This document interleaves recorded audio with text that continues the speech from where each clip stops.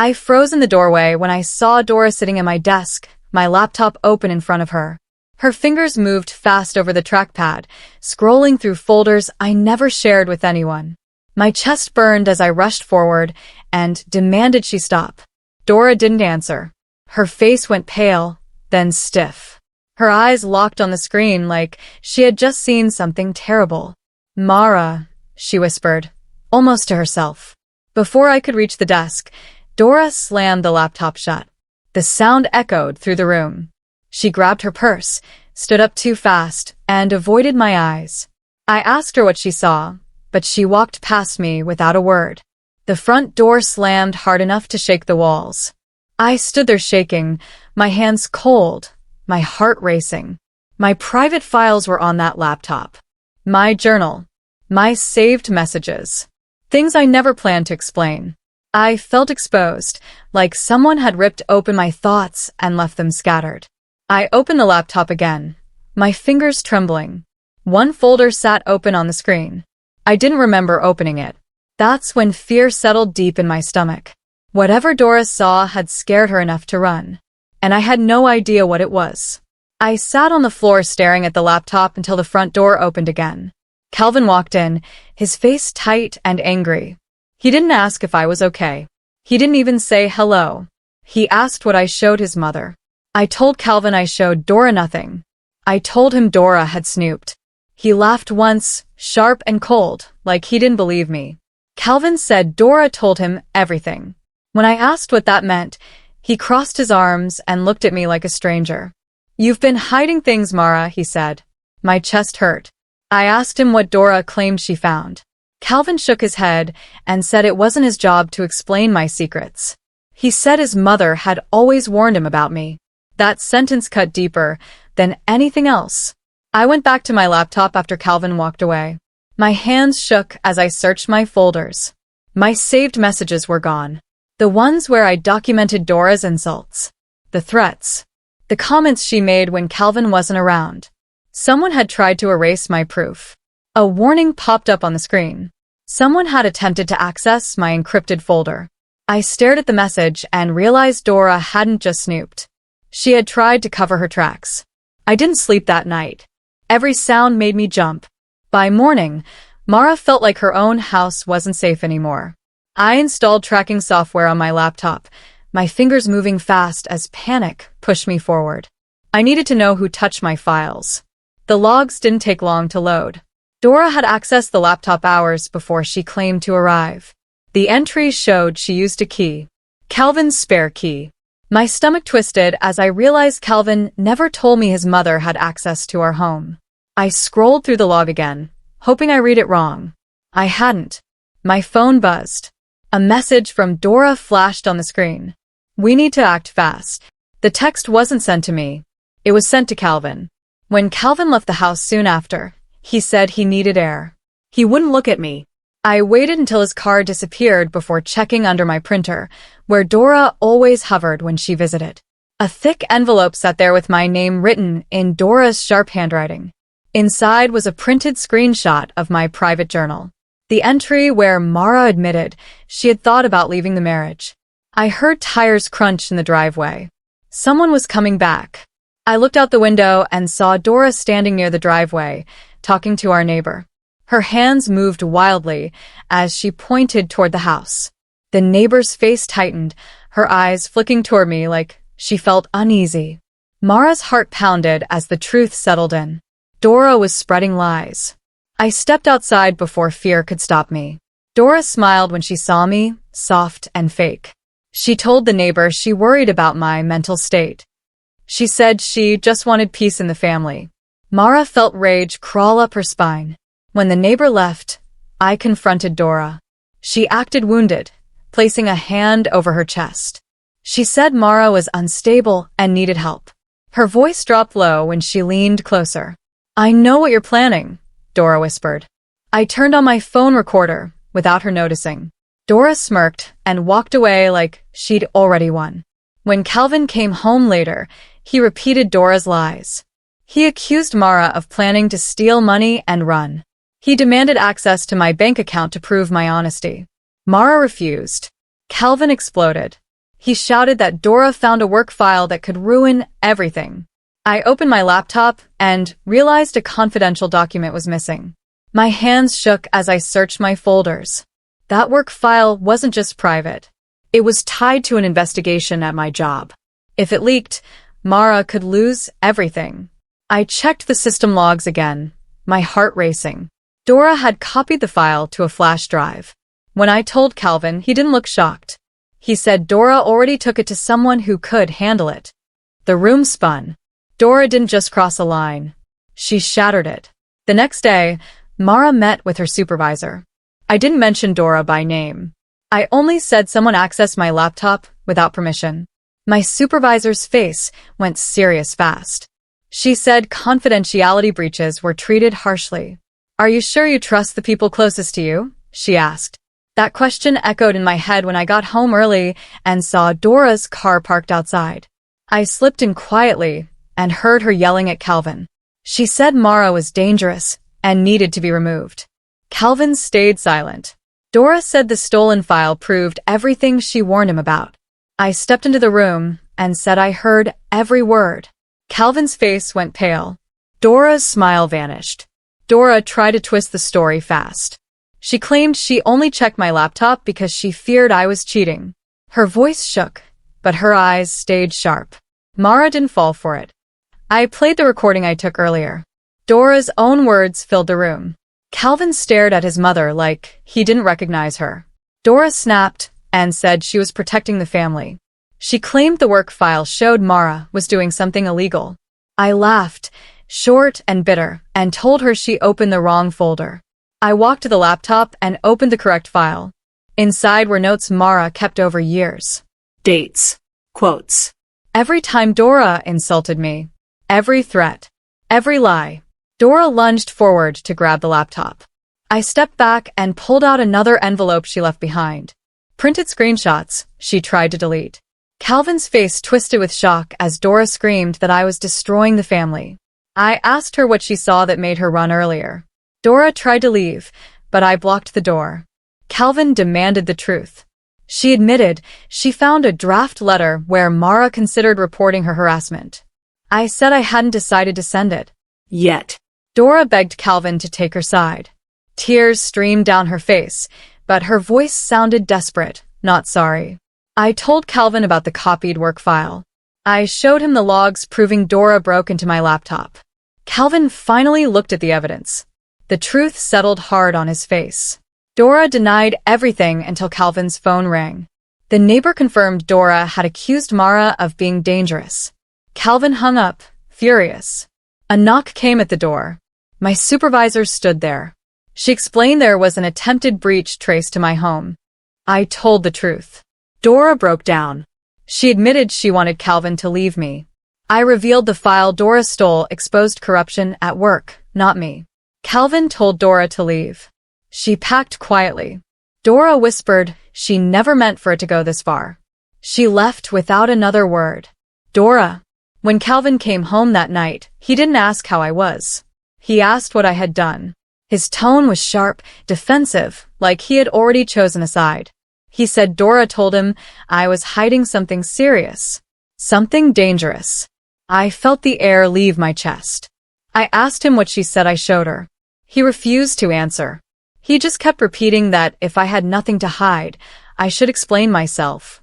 That's when I knew she had planted fear in him. I opened my laptop again, hands shaking. One folder was missing. Then another. Files I never deleted were gone. I searched deeper and felt sick. Someone had tried to erase proof. Old messages Dora sent me over the years. Insults. Threats. Lines she crossed and pretended never happened. This wasn't curiosity. It was strategy. A warning flashed on my screen. An alert from my security software. Someone had attempted to guess my encrypted folder passcode earlier that day. The timestamp matched when Dora was alone in my house. I looked up at Calvin. And for the first time, I wondered if I was truly safe with him. That night, I couldn't sleep. I installed tracking software and checked every access log. My heart pounded as the truth unfolded. Dora had entered the house hours earlier than I thought. She used a spare key. Calvin's spare key. I stared at the screen, numb. He never told me she still had access. That silence hurt more than the snooping. Then my phone buzzed. A message from Dora to Calvin. We need to act fast. I felt cold. Minutes later, Calvin grabbed his jacket and said he needed air. He wouldn't look at me. He said his mother was upset and needed him. The door closed behind him. I felt abandoned in my own living room. Trying to calm myself, I reached for a glass of water and accidentally knocked over a stack of papers near the printer. Something slid out. An envelope. My name was written on it in Dora's handwriting. Inside was a printed screenshot of my private journal. A page where I admitted I had thought about leaving the marriage. My knees buckled. She hadn't just snooped. She had been preparing for war. A car pulled into the driveway. I peeked through the blinds and froze. Dora stood outside, talking to my neighbor. Her hands moved wildly as she pointed toward my house. My neighbor looked uncomfortable. Then Dora took out her phone and snapped photos of the front door. I realized what she was doing. She was building a story without me in it. I stepped outside and confronted her. She instantly switched masks. Her voice softened. Her eyes widened like she was the victim. She said she was worried about me. She said I seemed unstable. I kept my voice calm and recorded everything on my phone. Then she leaned in and whispered, "I know what you're planning." My blood ran hot. She walked away smiling. Inside, I shook with anger, not fear. This wasn't about concern. This was about control. And she thought she had it. Calvin returned late. He said Dora told him I was planning to run away with money. I laughed, not because it was funny, but because it was insane. He demanded access to my bank accounts to clear things up. I refused. That's when he exploded. He said Dora found a work file on my laptop that could ruin lives, including mine. My stomach dropped. I opened my computer and searched. The confidential document was gone. That file wasn't just sensitive. It was part of an internal investigation at my job. My hands trembled as I checked the logs. Dora had copied it to a flash drive.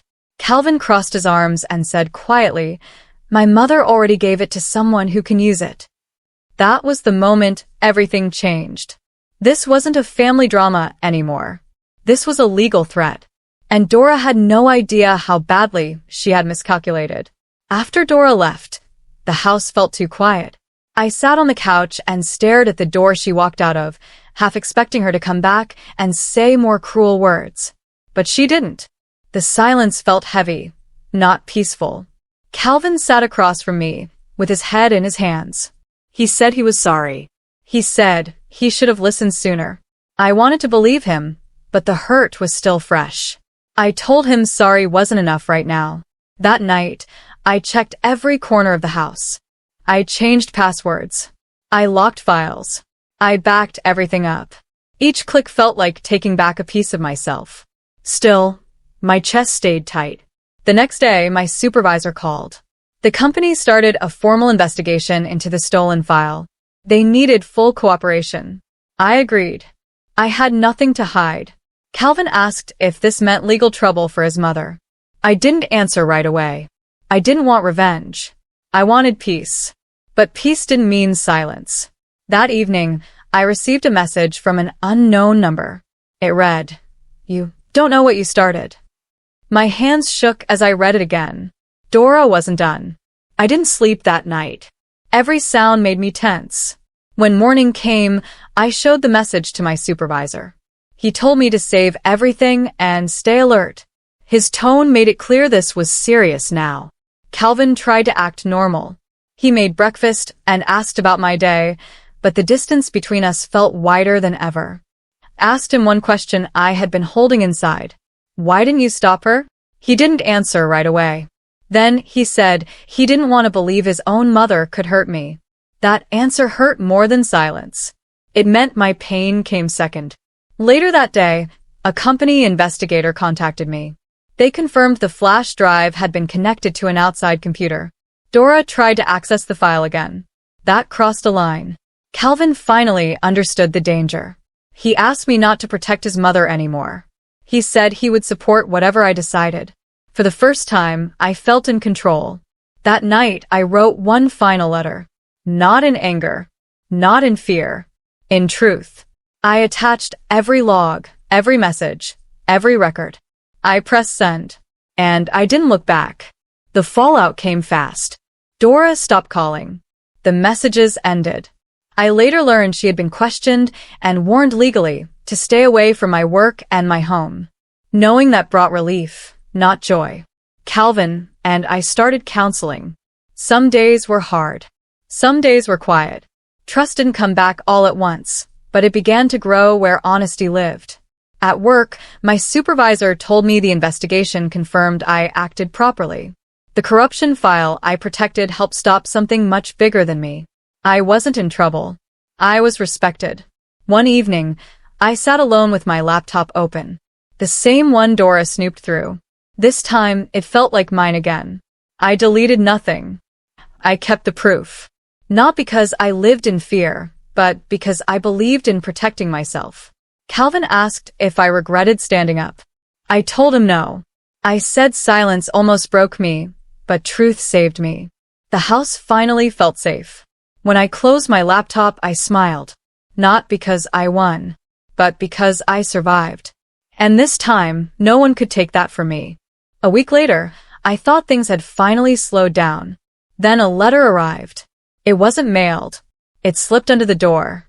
My hands went cold as I picked it up. Inside was a note written in shaky handwriting. Dora's handwriting. She claimed she was sorry, but every sentence blamed me. She said I forced her hand. She said I ruined her life. Things further. I didn't cry. I didn't shake. I took photos of the note and saved them. When Calvin came home, I showed him. His face went pale. He admitted she had been calling him nonstop, begging him to convince me to drop everything. He said he hadn't answered. That was the first time I believed him.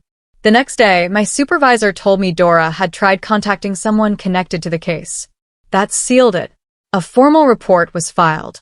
That night, I sat alone and realized something important. Dora didn't scare me anymore. The power she once had was gone. I wasn't reacting anymore. I was deciding. And for the first time, that felt stronger than. The call came early in the morning. Dora had been officially warned. If she contacted me again, there would be real consequences. Hearing that made my shoulders finally relax. Calvin apologized again, this time without excuses. He admitted he ignored too many signs. He said he chose comfort over courage. I told him trust would take time, but honesty was the only path forward. Later that day, I met with my supervisor in person. He thanked me for staying calm and protecting the file. He said not everyone would have handled it with strength. I walked out of that office, standing taller. At home, I packed away old papers and memories I no longer needed. Not out of fear, but closure. That evening, Calvin asked if I would ever forgive his mother. I told him forgiveness didn't mean access. It didn't mean control. It meant peace on my terms. That night, I slept deeply for the first time in weeks. No footsteps. No whispers. No fear. Just quiet. And in that quiet, I realized something simple. I wasn't surviving anymore. I was healing. A month passed. The house felt different now. Lighter. Safer. I moved through rooms without checking doors or hiding screens. My laptop stayed open on the table, untouched by fear. Calvin changed too. He listened more. He spoke less. He defended boundaries instead of avoiding them. It wasn't perfect, but it was real. One afternoon, I received a final update from work. The investigation was closed. The larger issue had been stopped. My name was cleared completely. I was even offered a new role because of my integrity. I smiled when I read that email. Later, Calvin asked if I wanted to move forward or walk away from everything. He said he would accept either choice. I told him I was staying, but only because I chose to, not because I felt trapped. That night, I deleted the old draft letter Dora once found. Not because I was afraid, but because I didn't need it anymore. The past no longer controlled me. When I shut down my laptop, I felt calm. She snooped. She crossed lines. She tried to break me. But in the end, I stood firm. And that changed everything. Just when I thought the story was done, one last surprise surfaced. A mutual relative called me late one evening. She hesitated before speaking, then said Dora had been telling people a very different version of events. In her story, she was the victim. I was unstable. Calvin was confused. Hearing that old pattern again made my chest tighten, but only for a moment. This time I didn't panic. I calmly sent the relative copies of the evidence, the access logs, the messages, the recordings, and the official report. I didn't argue. I didn't explain. I let facts speak. An hour later, the relative called back, quiet and embarrassed. She apologized. Word spread quickly after that. The next day, Calvin told me Dora had been confronted by several family members. They asked questions she couldn't twist. For once, she had no story left to tell. That night, Calvin admitted something hard. He said he had protected his mother for years because it was easier than standing up. He said watching me stand firm forced him to face himself. I told him change mattered more than guilt. For the first time, I felt the balance shift completely. A few days later, a certified letter arrived. Dora had been ordered to stay away from me and my home. Reading it felt surreal. The woman who once ruled every room was now legally blocked from my space. Calvin sat beside me as I read it. He didn't speak. He didn't defend her. He just nodded and said, "You did the right thing." That mattered. I decided to take control of one final thing, my own voice. I wrote everything down. Not for revenge. Not for pity. Just truth. I didn't post it anywhere. I didn't send it. Writing it was enough. Later, Calvin asked what I wanted next. I said peace. I said stability. I said respect. We agreed on new rules. No spare keys. No secrets. No silence when lines were crossed. That night, I walked through the house slowly, touching the walls, the doors, the quiet corners. This place finally felt like mine again. Dora once tried to own my fear. Now she didn't even have my attention. And that was the biggest loss she never expected. The final moment came without drama. I was in the kitchen one morning when I noticed something simple. I was smiling for no reason at all. Life had settled. Work was steady. The house was calm. Calvin and I were rebuilding carefully, honestly. Trust wasn't rushed, but it was growing. Then my phone buzzed. It was a short message from an unknown number. I understand now. I won't contact you again. No name. No apology. No excuses. I stared at the screen for a long time, then deleted it. I didn't need closure from her. I had already given it to myself. Later that day, I closed my laptop after work and left it right on the table. No passwords hidden. No folders locked in fear. She had snooped. She had crossed lines. She had tried to control my life. But what she discovered didn't destroy me. It exposed her. And in the end, she walked away in silence, because there was nothing left to say. I reclaimed my privacy.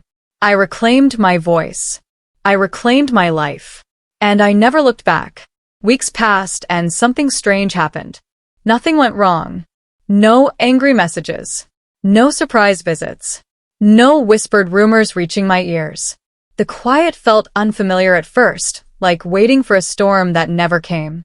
I realized how much of my life had been spent bracing for Dora's next move. Even silence used to feel dangerous. Now it felt peaceful. Calvin started therapy on his own. He didn't announce it or make promises. He just did it.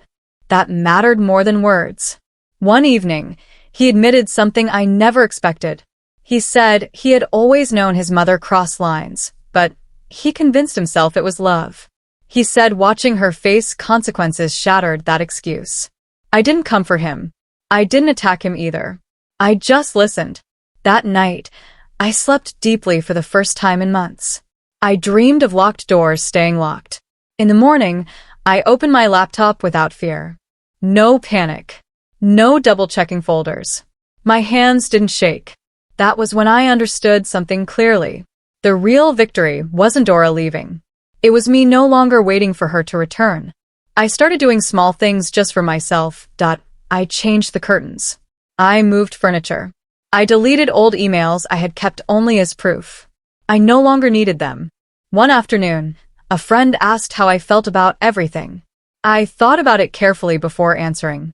I said I felt free. Not loud freedom. Not dramatic freedom. Just calm. Calvin noticed the change too. He said I walked differently now. I laughed and told him that was because I wasn't carrying fear in my shoulders anymore. We talked honestly about our marriage. Not blaming. Not defending. Just truth. I made it clear that love without protection isn't love. He agreed. We chose to rebuild slowly, with boundaries instead of guilt. A month later, a family gathering came up. Dora wasn't invited. No one questioned it. When someone asked where she was, Calvin calmly said, she crossed a line and refused to respect it. No excuses. No softening. I didn't say a word. I didn't need to. For the first time, the room felt balanced. And for the first time, I felt seen without having to fight. One afternoon, I found the old envelope Dora had left behind, the one that started everything. I almost threw it away. Instead, I opened it one last time. The printed pages no longer made my heart race. They looked small now. Desperate. Heavy with control, not power. I shredded them slowly and watched the pieces fall into the trash. That chapter was done. Later that week, I upgraded my home security. New locks. New passwords. New rules. Not out of fear, but out of self-respect. Calvin supported every change without question. That told me everything I needed to know. I also reported the final details at work. The investigation closed quietly. My integrity was never questioned. My supervisor thanked me for standing firm. She said most people stay silent to keep peace. I smiled and told her peace that costs your safety isn't peace at all. That sentence stayed with me. At night, I sat on the couch, laptop open, house quiet. No one watching. No one judging. Just me, safe in my own space. And that was enough. Months later, I heard Dora had moved away. No goodbye. No announcement. Just gone. I felt nothing. No joy, no anger, no relief. Just closure. Calvin asked if I wanted to talk about it. I told him no. Some doors are best left closed without ceremony. We focused on building something healthier. Hard conversations became easier. Silence no longer felt dangerous. One night, Calvin thanked me. He said losing control over the situation forced him to grow up. He said watching me stand firm changed how he saw strength. I told him strength isn't loud. It's steady. He nodded like that finally made sense. I kept my routine simple. Morning coffee. Work. Walks. Quiet evenings. Joy returned in small ways. I caught myself laughing out loud at nothing again. That's when I knew I had won. Not because Dora lost, but because I no longer lived in reaction to her choices. She once believed power came from fear. I proved power comes from boundaries. Looking back, the moment Dora ran out of my house feels unreal. One choice changed everything. She thought snooping would give her control. Instead, it exposed her. She thought silence would protect her. Instead, it ended her influence. I didn't scream. I didn't threaten. I didn't destroy anyone. I stood still and told the truth. That was enough. My home is peaceful now. My work is protected. My marriage is honest in ways it never was before. Most of all, my life belongs to me. If someone listening to this story feels trapped, watched, or silenced, I want you to know this. You don't need cruelty to be strong. You don't need revenge to win. You just need clarity and courage. The day I stopped shrinking was the day everything changed. Dora left my house without a word. But I found my voice. And I never lost it again.